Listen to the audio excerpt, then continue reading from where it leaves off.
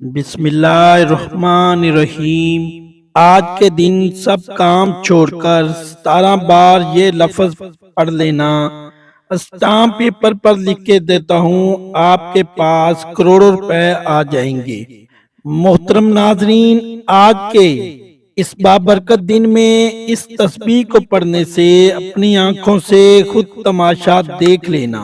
جو لوگ وظیفہ کر کر کے تھک گئے ہیں، خدا کی قسم ایسا معجزہ آپ نے کبھی نہیں دیکھا ہوگا۔ یہ تسبیح پڑھ لینے سے آپ کی پوری زندگی بدل جائے گی۔ محترم ناظرین، آج جو خاص عمل میں آپ کے ساتھ شیئر کرنے جا رہا ہوں، یہ آج کے اس بابرکت دن کے حوالے سے ہے۔ آج کے دن کے اندر ہی معجزہ دیکھنا، اور کافی لوگ ایسے ہیں جو وظیفہ کر کے تھک گئے ہیں لیکن ان کو کامیابی نہیں ملتی، ان کے راستے میں رکاوٹیں ہیں، بندشیں ہیں، تو ان کے لیے بھی یہ عمل ہے، وہ بھی اس وظیفے کو کر لیں۔ انشاءاللہ اللہ پاک ایسا معجزہ فرمائیں گے، اللہ پاک ایسا کرم فرمائیں گے، تمام مشکلات، تمام پریشانیاں ختم ہو جائیں گی۔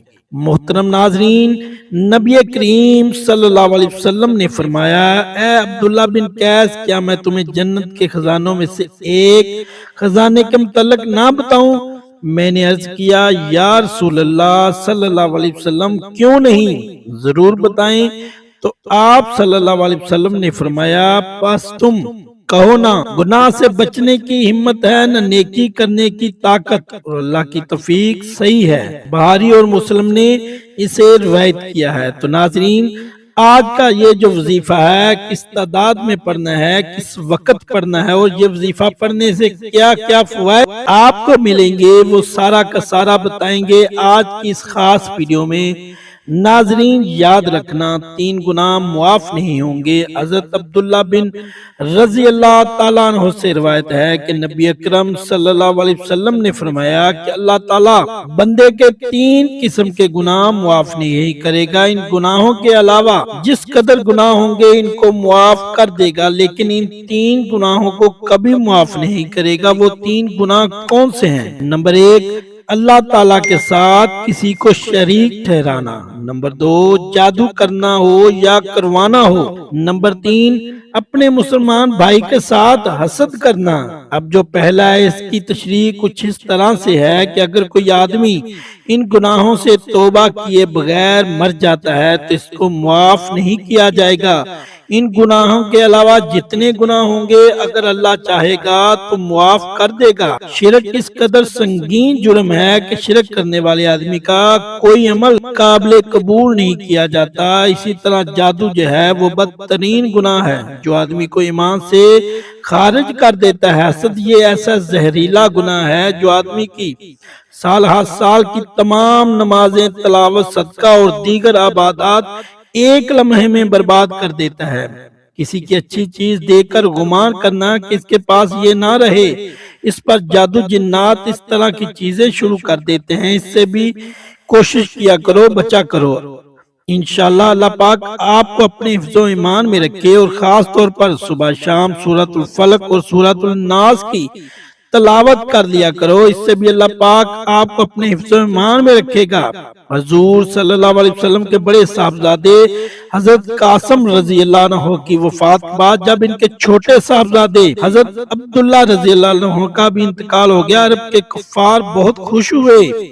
خونی رشتوں کی عرب میں بہت اہمیت تھی، مگر آپ صلی اللہ علیہ وسلم کا چچا ابو لہب تو آپ صلی اللہ علیہ وسلم کو تکلیف میں دیکھ کر خوش ہوا کرتے تھے۔ آپ صلی اللہ علیہ وسلم پر جب بھی کوئی تکلیف آتی تو اس کی تو جیسے عید ہو گئی، صبح ہوئی تو وہ دوڑا دوڑا گیا اور گھر گھر یہ خبر پہنچانے لگا کہ آج رات محمد کی جڑ کٹ گئی اور وہ لا ولد بے نسل ہو گئے۔ اس کے بعد مکہ کے ایک سردار عاص بن وائل نے آپ صلی اللہ علیہ وسلم کے ابتر کا لفظ خاص کر دیا۔ جب بھی کوئی آپ صلی اللہ علیہ وسلم کا ذکر کرتا تو وہ فوراً منہ بنا کر کہتا کہ ان کی کیا بات کرتے ہو، وہ تو ابتر جڑ کٹے آدمی ٹھیک ہیں، اس سے اس ابتر والی بات کو خوب پھیلایا۔ یہ بات دو دھاری تلوار کی طرح تھی۔ اس سے ان کا ایک مقصد تو یہ تھا کہ آپ صلی اللہ علیہ وسلم کو اپنے صاحبزادوں کے انتقال کا غم ستاتا رہے۔ دوسرا مقصد یہ ہے کہ لوگوں کے ذہنوں میں یہ بات بٹھا دی جائے کہ آپ صلی اللہ علیہ وسلم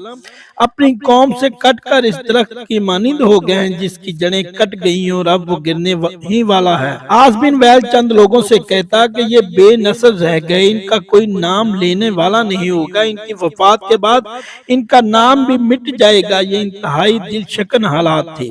اس موقع پر اللہ نے لفظ ابتر کے مقابلے میں سورۃ الکوثر کو نازل فرمایا۔ مختصر سے فکرے میں آپ صلی اللہ علیہ وسلم کو وہ خوشخبری دی جو پہلے کبھی کسی کو نہ دی گئی تھی، اور ساتھ ہی یہ فیصلہ بھی سنا دیا گیا کہ آپ صلی اللہ علیہ وسلم کے مخالفوں کی ہی جڑ کٹ جائے گی، یہی ابتر بے نام و نشان رہ جائیں گے۔ اے نبی، ہم نے تمہیں کوثر عطا کر دیا، بس تم اپنے رب ہی کے لیے نماز پڑھو اور قربانی کرو، بے شک تمہارا دشمن ہی جڑ کٹا ہے۔ القرآن سورۃ الکوثر جب یہ سورت نازل ہوئی اور آپ صلی اللہ علیہ وسلم نے مخالفین کے سامنے پڑھی تو وہ اس کے ادبی حسن سے محبوط رہ گئے، لیکن انہیں اس لفظ کوثر کے بارے میں کچھ معلوم نہ تھا، چنانچہ وہ لفظ ابتر کو بھول گئے اور لفظ کوثر کے پیچھے پڑ گئے کہ آخر اس کا کیا مطلب ہے۔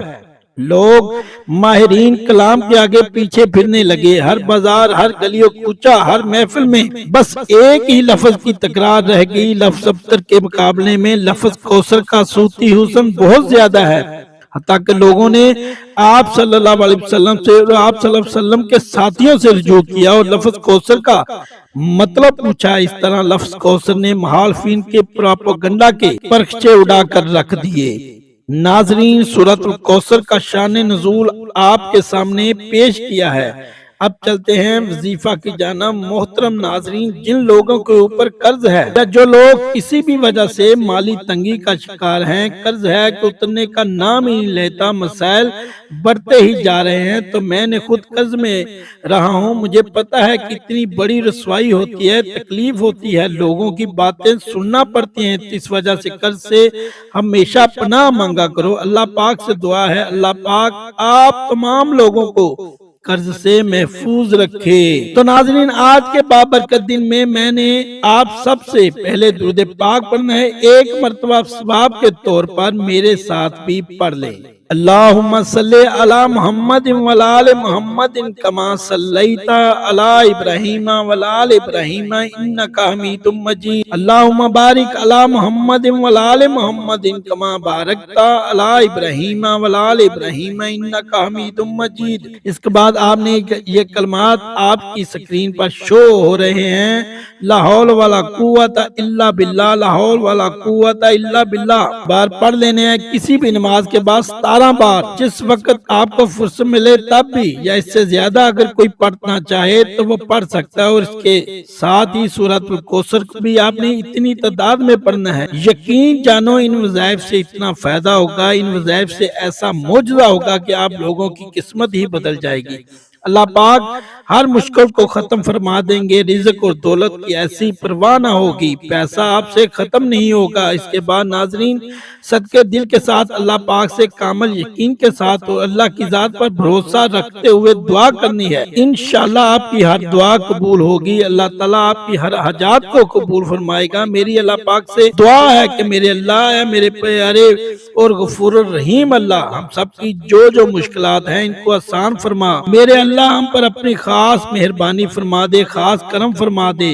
دعا ہے کہ اللہ تعالیٰ میرا سنانا، آپ کا سننا اپنی بارگاہ الہی میں قبول اور منظور فرمائے، آمین ثم آمین۔ تمام ناظرین سے گزارش ہے اللہ تعالیٰ کے 99 ناموں میں سے ایک نام ضرور ٹائپ کریں، اور اگر یہ ویڈیو آپ کو پسند آئی ہے تو اس کو لائک کریں اور میرے چینل علمی وظائف کو سبسکرائب کریں اور ساتھ لگے گھنٹی کے بٹن کو ضرور دبائیں تاکہ آپ تک پہنچ سکے علمی وظائف سے بھرپور معلومات کی ویڈیو کا نوٹیفیکیشن۔ اللہ